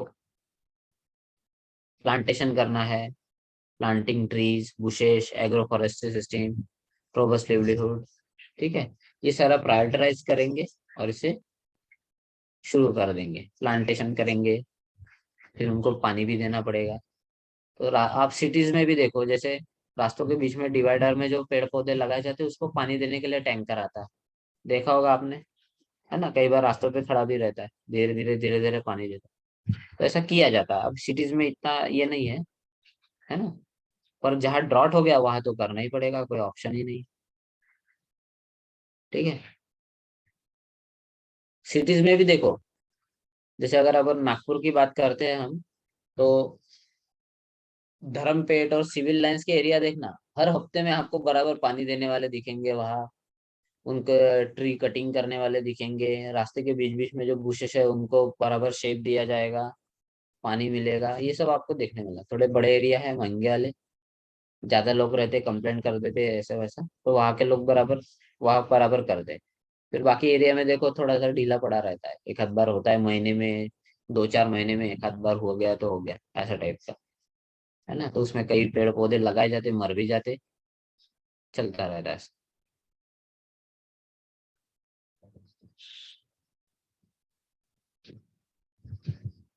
then drought tolerant short duration crops are planted, है ना। तो कम पानी वाले जो क्रॉप्स है वो लगाए जाएंगे, लोगों को या फार्मर्स लोगों को अवेयरनेस किया जाएगा कि भाई आपके पास पानी नहीं है तो आप, ऐसा नहीं है जैसे पानी, जैसे चावल को बहुत पानी लगता है, अब पानी है ही नहीं तो आप चावल लगा के करोगे क्या, वो तो खराब ही हो जाना है। तो उनको गाइड किया जाएगा, बताया जाएगा कि भाई भले ही आप पहले चावल लगाते थे लेकिन अब पॉसिबल नहीं है तो आप कोई दूसरा क्रॉप लगाइए जिसे कम पानी लगता हो, है ना। तो अवेयरनेस प्रोग्राम चलाए जाएंगे। Drought tolerant short duration crops were planted occasionally during the scarcity, ठीक है। फिर वो भी देखेंगे उसके सीड अवेलेबल है नहीं है, तो उसके लिए थोड़ा मैनेजमेंट, पीरियडिक मैनेजमेंट, वो सब देखा जाएगा। Then there is a lot of politics in drought monitoring, estimation of losses and declaration, ये सबसे खतरनाक काम है ना। सब यही घुमा देते पैसा, क्या एस्टिमेट करते हैं, क्या डिक्लेयर करते हैं। जैसे मान लो वेस्ट बंगाल है, अब वहां ममता बनर्जी है, अब है ना अलग गवर्नमेंट है, और कुछ हो गया बंगाल में, अब सेंटर से फंड लेना है ना। अब तुम्हें क्या लगता है, उनको भी पता है कि मोदी जी अपने को पैसा देंगे नहीं, पर कुछ पब्लिकली भाषणबाजी करके ऐसा वैसा करके मांगेंगे तो कुछ ना कुछ तो मिल ही जाएगा, है ना। अब उनको भी मालूम है जितना मांगेंगे उतना मिलेगा नहीं, तो फिर वो ऐसे ही रफ एस्टिमेशन करके बढ़ा चढ़ा के बताएंगे कि 100 करोड़ का नुकसान हुआ है। फिर सेंट्रल गवर्नमेंट उन पे भरोसा कैसे करेगी। तो सेंट्रल गवर्नमेंट उनकी जो कंसर्न बॉडी है उनके अंदर जो आती है उनको भेजेगी, वहां सर्वे करवाएगी और उनके लेवल पे रिपोर्ट निकलवाएगी कि सच में कितना हुआ है। फिर उन्होंने रिपोर्ट निकल के बताया कि भाई 50 करोड़ का ही नुकसान दिख रहा है, ये 100 करोड़ मांग रहे हैं। अच्छा बेटा, तो फिर वो डिसाइड करेंगे ठीक है हम 10 करोड़ भेज रहे हैं, ठीक है। और फिर वो 10 करोड़ भेजेंगे और वो भी भाषण देंगे हमने 10 करोड़ भेजा, लाइक दैट, ठीक है। तो ये सब पॉलिटिकल लेवल पे ये गेम प्लेन चलते रहते हैं। सो states generally inflate there claims, ये देखो यहाँ लिखा ही है ना, ये मैं अपने मन से नहीं बोल रहा हूँ। States generally inflate their claims by including infrastructure creation in their memoranda.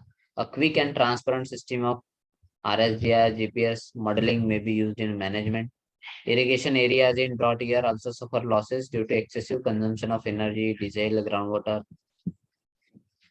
Estimation of losses. Pre-monsoonal IMD predictions म्हणजे इंडियन मेट्रोलॉजिकल डिपार्टमेंट वगैरह प्रिडिक्ट करेगा।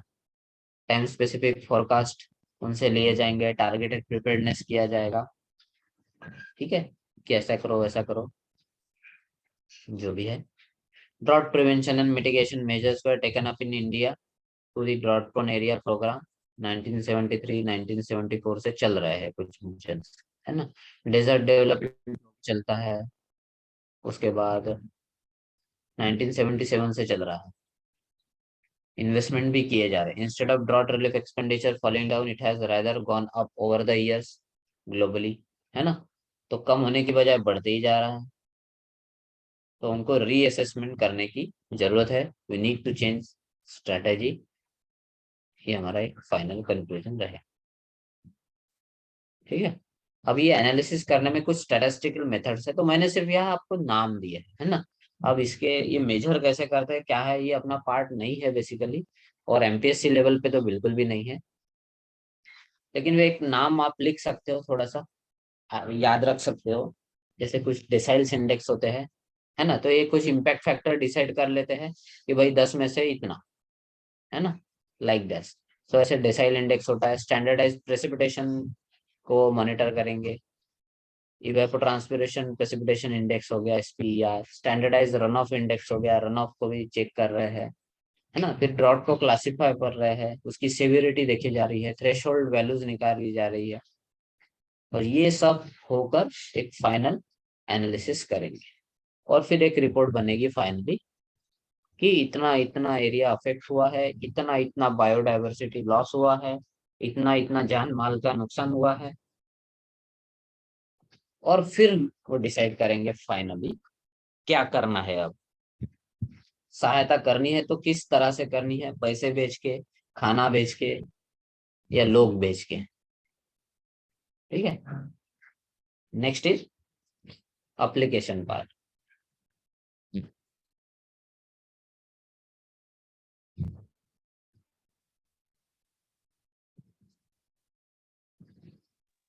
सर ये कंडीशन बेस्ड क्वेश्चन भी पूछते हैं क्या ऐसे? हाँ,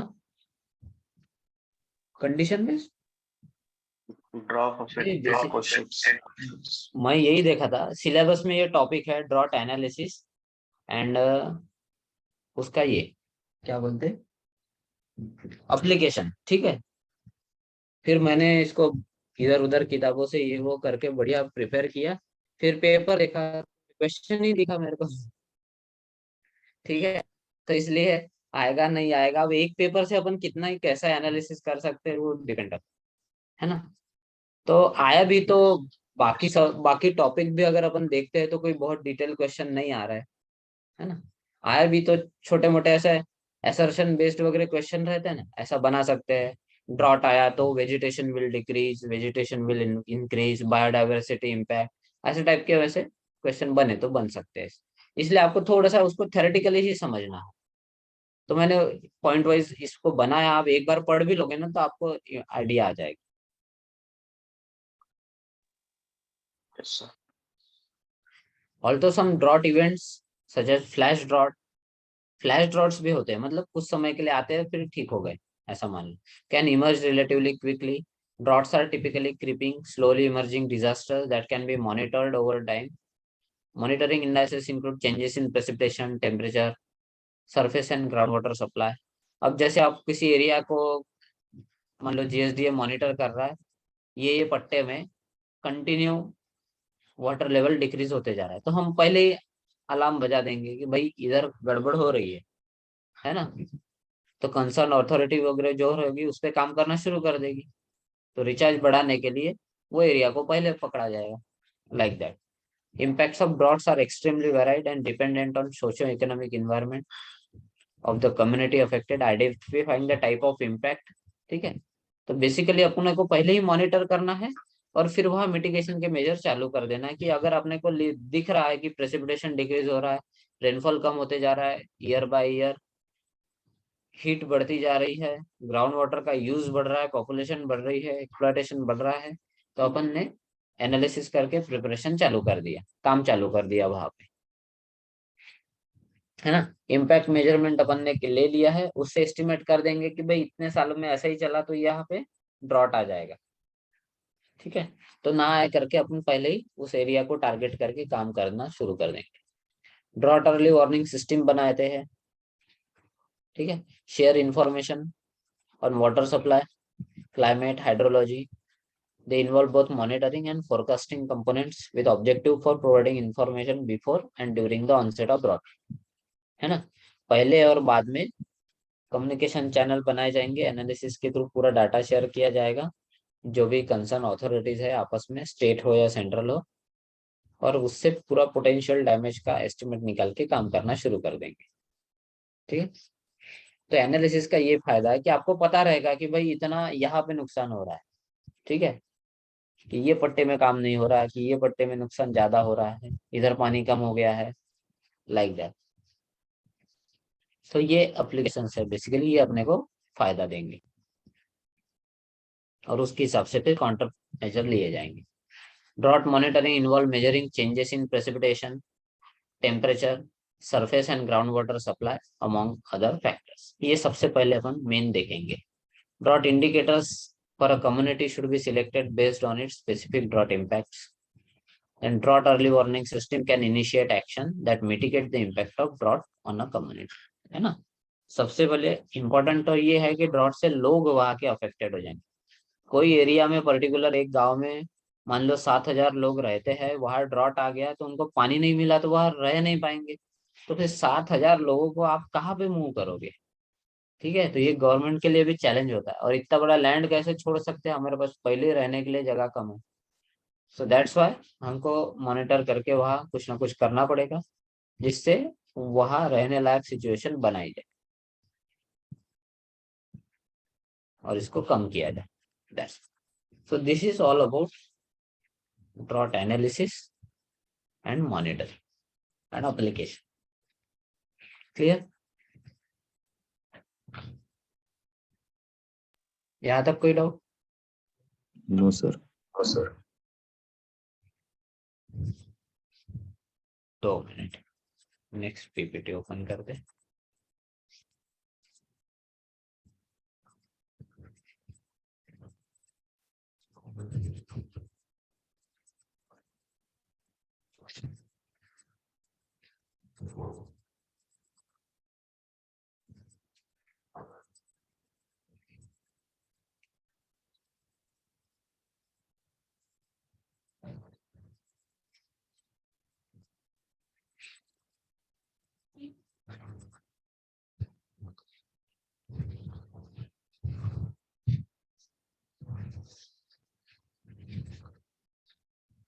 नेक्स्ट आते हैं हाइड्रोकेमिस्ट्री में। ठीक है, तो यहाँ भी अभी हमारा रिचार्ज टेक्निक्स, देन एक पैराग्राफ था वो खत्म हुआ। Now will talk about the quality of the ground water. So hydrochemistry में भी जैसे अपन नॉर्मली बाकी एग्जाम्स के लिए पढ़ते हैं वैसा कुछ नहीं है सिलेबस में। ठीक है, हमें बस drinking water standards, stable isotopes और बेसिक चीजों पे ही फोकस किया गया है। बाकी चीजें ना पूछी है ना ही सिलेबस में दी है। ठीक है, तो इनिशियली हम क्या कर रहे हैं, हम पहले स्टिक टू द एकदम सिलेबस चल रहा है। ठीक है, जैसे हाइड्रोकेमिस्ट्री में तो बहुत सारी चीजें आती है जो बाकी एग्जाम्स में पूछते, तो अपन वो फिलहाल ध्यान नहीं दे रहे। फिलहाल एकदम सिलेबस के हिसाब से जा रहे हैं। पूरा सिलेबस कवर होने के बाद फिर अपन एक्स्ट्रा की चीजें भी करने वाले हैं, पर बाद में। तो ताकि अभी ये जो पहले एग्जाम आया तब तक सिलेबस भी हो जाएगा और जो और एक्सेस इंफॉर्मेशन है वो भी हम गैदर कर लेंगे। ठीक है, हाँ हम एक सोच रहे थे कि डिस्कस करना रह गया कि फ्रॉम टुमारो ऑनवर्ड्स हम टेस्ट सीरीज भी शुरू कर रहे हैं। ठीक है, तो स्पीड एग्जाम पोर्टल पे सब्जेक्ट वाइज टेस्ट बनाएंगे हम। ठीक है, अब टेस्ट में क्या है, एकदम सरफेशियल लेवल के क्वेश्चन नहीं रखेंगे। अब डाल रहा हूँ सरफेशियल सरफेशियल लेवल के क्वेश्चंस नहीं रखेंगे, थोड़ा डेप्थ में भी क्वेश्चंस रहेंगे। इजी, मॉडरेट, हाई, तीनों टाइप के रहेंगे। सब्जेक्ट वाइज टेस्ट बनाएंगे। स्पीड एग्जाम पोर्टल पे आपका प्रोफाइल बना के आपको ईमेल आएगा, आपने जो मेल आईडी दिया है उस पर आपको ईमेल आएगा आईडी पासवर्ड का। ठीक है, एक लिंक शेयर करेंगे या फिर आप गूगल से स्पीड एग्जाम पोर्टल पे जाके मेल और पासवर्ड के थ्रू ओपन कर सकते हो। फिर आपको एक लेफ्ट कॉर्नर में अवेलेबल एग्जाम्स दिखेंगी, है ना। फिर एग्जाम पे क्लिक करके आप ओपन कर सकते हो, मोबाइल, लैपटॉप, टैब, जब चाहे तब कहीं भी कभी भी आप दे सकते हो। बस टाइम पास के लिए मत देना, जब आप प्रॉपरली एग्जाम देने के लिए रेडी हो तभी ओपन करना, क्योंकि हर एग्जाम को आप सिर्फ 2 ही बार दे सकोगे। ठीक है, क्योंकि हमको वो अटेम्प्ट के हिसाब से परचेस करना पड़ता है, इसलिए आप एक बार खोल के 1-2 क्वेश्चन देख के बंद कर दिया तो आपका वो अटेम्प्ट काउंट हो जाएगा और उसके बाद फिर एग्जाम लॉक हो जाएगा। तो एक पेपर को आप 2 बार ही दे सकते हो, तो वो हिसाब से ही आप उसको ओपन करोगे, है ना। उससे पहले मत करना।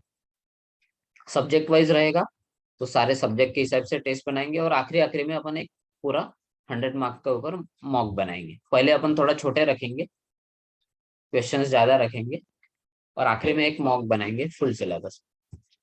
ठीक है, सो इस तरह से आप मतलब पढ़ तो रहे हो रेगुलर, ऐसा हमें रिपोर्ट्स मिल रही है। और पढ़ने के साथ साथ थोड़ा एनालिसिस भी कर लो कि सच में अब या आ रहा है कि नहीं आ रहा है, कैसा हो रहा है ना, जो भी है। तो इतने 30 लोगों में तो आपको आइडिया आ ही जाएगा आप कहाँ स्टैंड कर रहे हैं, थोड़ा सा हेल्पफुल रहेगा। ओके, और कुछ? सर एक बार टाइम टेबल रिलीज कर दीजिए।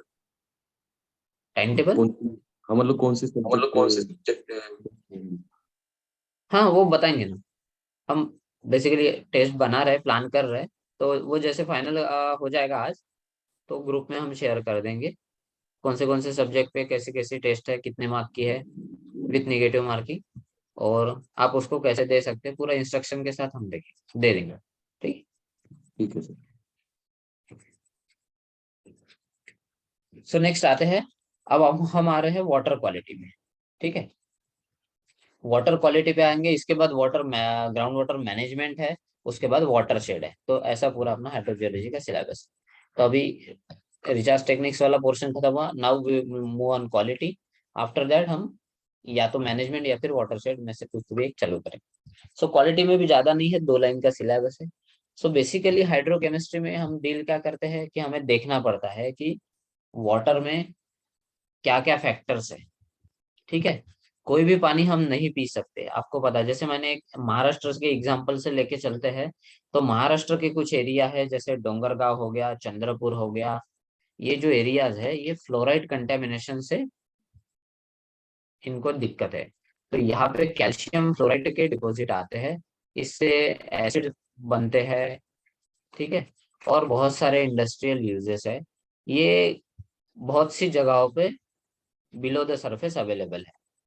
ठीक है, तो Surf below the surface available है, और ग्राउंड वाटर इसके कांटेक्ट में आने के कारण इन कुछ एरिया उसका महाराष्ट्र में ग्राउंड वाटर जो है वो फ्लोराइड से कंटेमिनेट हो गया।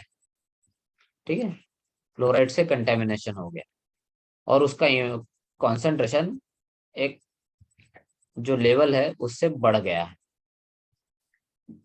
तो अब इसको करे क्या, लोकल लेवल पे शहरों में तो ठीक है, हमारे पास आरओ है, तो आरओ से हम मिनरल्स भी निकाल लेते हैं। ठीक है, अगर आपने आरओ खरीदा होगा, आरओ मतलब क्या है, रिवर्स ऑस्मोसिस टेक्नोलॉजी से चलते हैं, जिसमें जियोलाइट्स के कैंडल्स बनाते हैं फिल्ट्रेशन के लिए। ठीक है, तो उसमें एक टीडीएस होता है, टीडीएस मॉनिटरिंग सिस्टम होता है, जिसे अपन बोलते हैं टोटल डिजोल्व सॉलिड्स। ठीक है, ये टोटल डिजोल्व सॉलिड्स मतलब बेसिकली आयोनिक कॉन्सेंट्रेशन का एक मेजरमेंट है। ठीक है, तो हमें पीने के लिए अकॉर्डिंग टू BIS स्टैंडर्ड्स, मतलब ठीक है भारतीय मानक ब्यूरो वगैरह रहता है, सो इंडियन स्टैंडर्ड्स के हिसाब से ये टीडीएस जो है अपन मैक्सिमम 55 to 65 के रेंज में होना चाहिए mg पर लीटर टीडीएस। ठीक है, आगे देखेंगे अपन एक टेबल वगैरह स्टैंडर्ड्स का, एक रफली बता रहा हूँ मैं।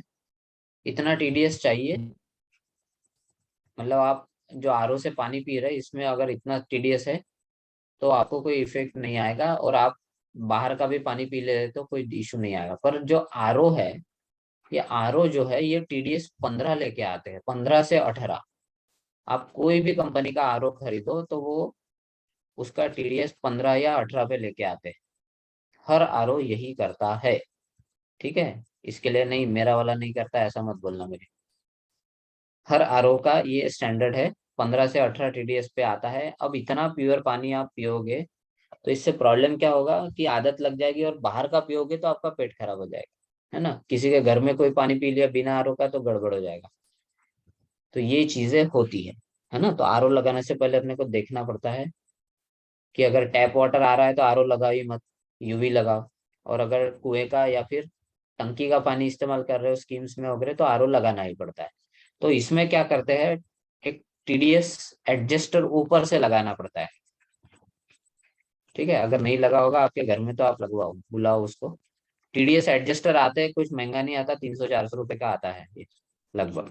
ये अगर आप एडिशनली लगवा लो, आरओ से रिपेयरिंग करने वाले होते हैं ना, या फिर कैंडल बदलने वाले जो आते रहते हैं, उनके थ्रू ये लगवाओ, और इनको बोल के ये टीडीएस इतना सेट कर देते हैं आपका 55-60 पे। ठीक, फिर आपका पानी जो है वो ठीक ठाक रहेगा। तो फिर आप आरओ का पियो घर में और बाहर कोई भी पानी पी लो तो भी कोई दिक्कत नहीं होगा, आपकी सिस्टम एडजस्ट कर लेगी। ठीक है, पर एकदम प्योर पी रहे हो तो गड़बड़ हो सकती है, तो इसको अपने को देखना पड़ता है। तो अब ये फ्लोराइड कंटेमिनेशन हो गया है महाराष्ट्र के कई एरिया में। तो ये फ्लोराइड से होता क्या है, डेंटल फ्लोरोसिस नाम की बीमारी हो जाती है। डेंटल फ्लोरोसिस है, देन स्केलेटल फ्लोरोसिस भी है ना। तो इससे हड्डियां जो है, बोन्स जो है वो वीक हो रही है, दांत गल रहे हैं, छोटे छोटे बच्चों में भी ये देखने को मिल रहा है ना। बैठ जाए तो उठना नहीं होता, तो ऐसे इफेक्ट्स हो रहे हैं। तो that's why hydrochemistry is important. Nitrogen वगैरह बढ़ जाता है तो आपने ब्लू बेबी सिंड्रोम्स वगैरह सुना होगा, है ना।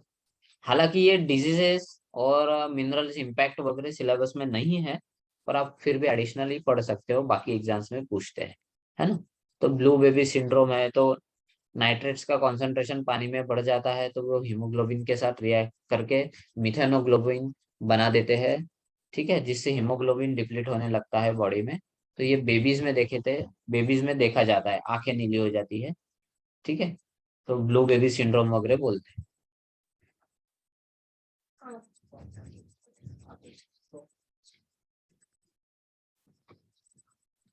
ठीक है, just 1 second.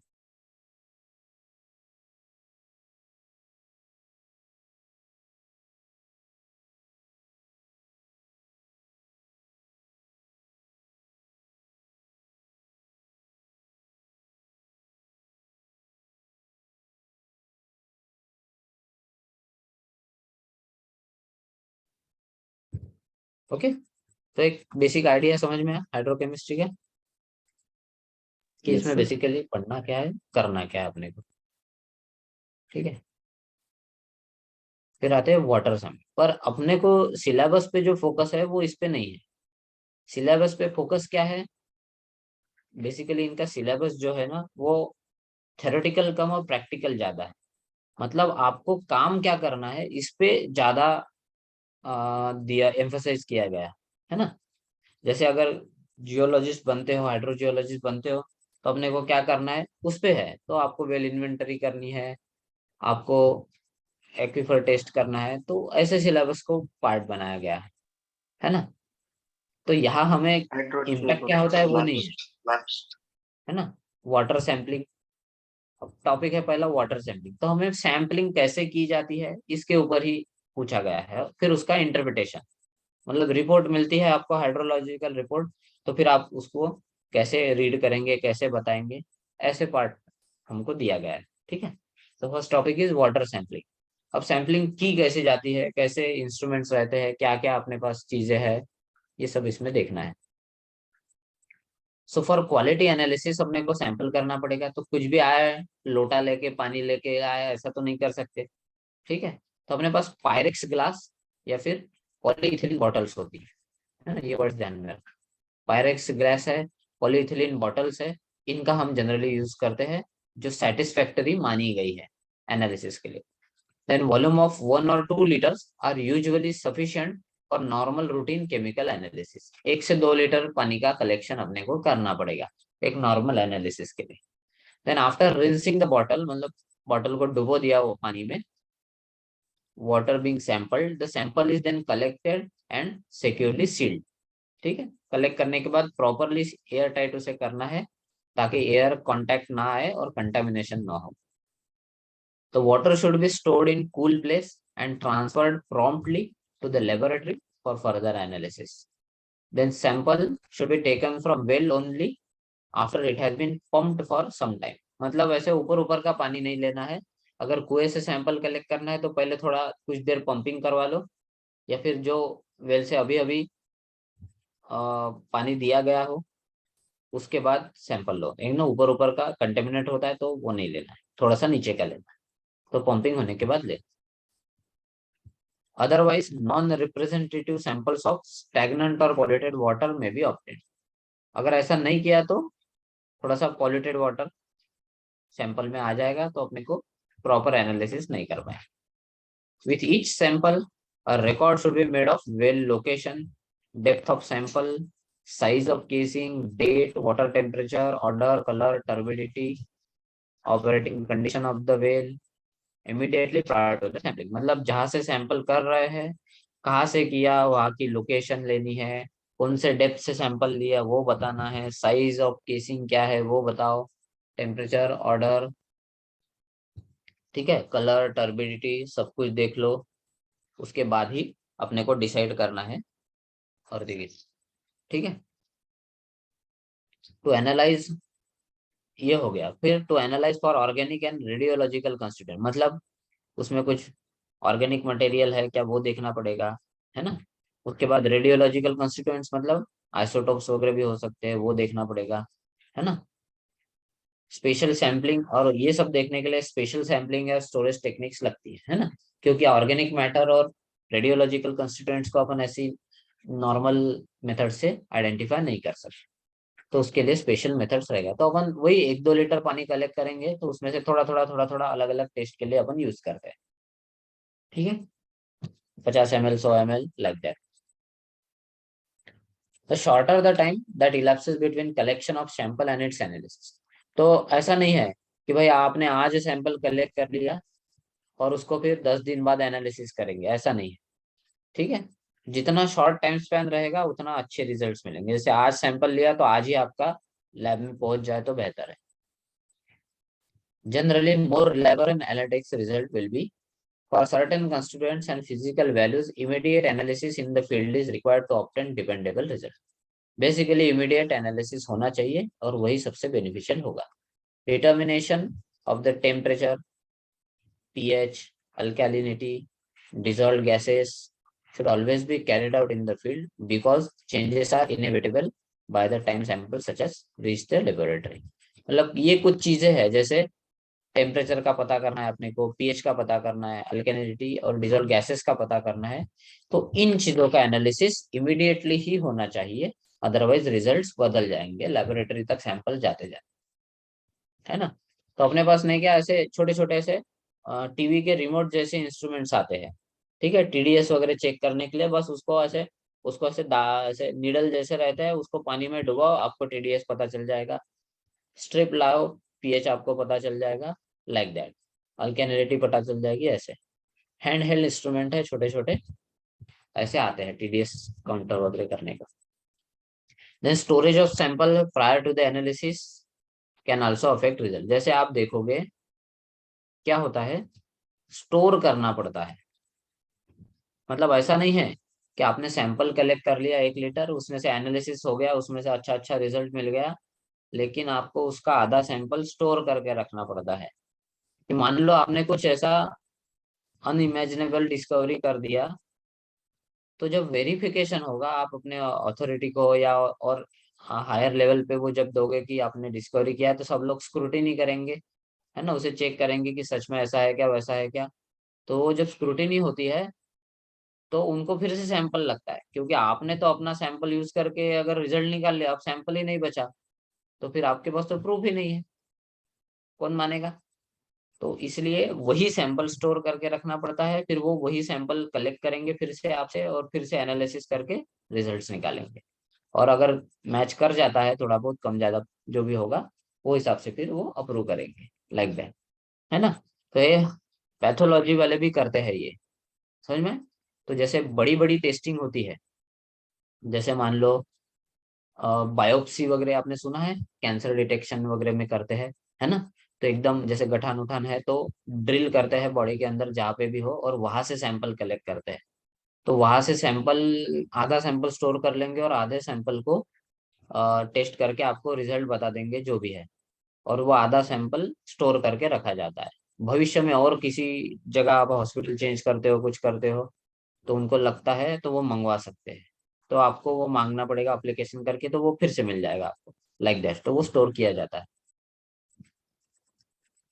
Then cations such as iron, copper, aluminum, manganese, chromium, zinc are subject to loss by adsorption of ion exchange on the wall of a glass container, है ना। Wall of a glass container से ions loss हो सकते हैं, ऐसा भी बोला जा रहा है। Finally it should be noted that the sample taken from well penetrating stratified aquifers can yield solute concentration that differ significantly from those occurring in individual layers. Under this condition, it is possible to obtain water meeting specific quality criteria, whereas in individual strata, concentration could be entirely unacceptable.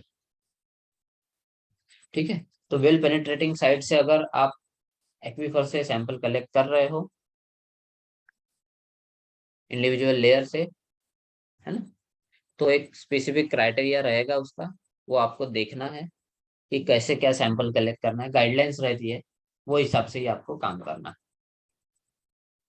Otherwise अगर उस parameters के basis पे आपने sample collection नहीं किया तो हो सकता है आप जहाँ पे भी रिपोर्ट करो अथॉरिटी को दो तो वो आपको रिजेक्ट कर दे आपका सैंपल कि ये चलेगा नहीं, है ना। जैसे मान लो आपने ब्लड सैंपल कलेक्ट कर लिया, किसी दूसरी लैब में आपको दे के आना है और आपने उसको आइस पैक में नहीं लेके गए, तो जब तक आप वहां पहुंचोगे तो गर्मी के कारण, हीट के कारण ब्लड में थोड़ा सा कंटेमिनेशन हो जाता है। फिर लेबोरेटरी वाले आपको बोलेंगे कि ये ब्लड सैंपल नहीं चलेगा, आप एक तो इमीडिएटली लाओ या फिर आइस पैक में लेके आओ। ऐसा होता है, हुआ भी होगा कई लोगों के साथ, है ना। तो कुछ ये सर्टेन रूल्स या पैरामीटर्स रहेंगे, उसको फॉलो करके ही आपको सैंपल कलेक्ट करना पड़ेगा। क्लियर है? तो ये सब रहेगा, ठीक है। यहाँ अपन रुकते हैं, अपन ने सिर्फ सैम्पलिंग को ही, सैम्पलिंग वाले टॉपिक को ही कवर किया, फिर रिपोर्ट इंटरप्रिटेशन एंड स्टैंडर्ड्स को अपन कल कवर करेंगे, ठीक है। ओके देन, यहाँ तक कोई डाउट?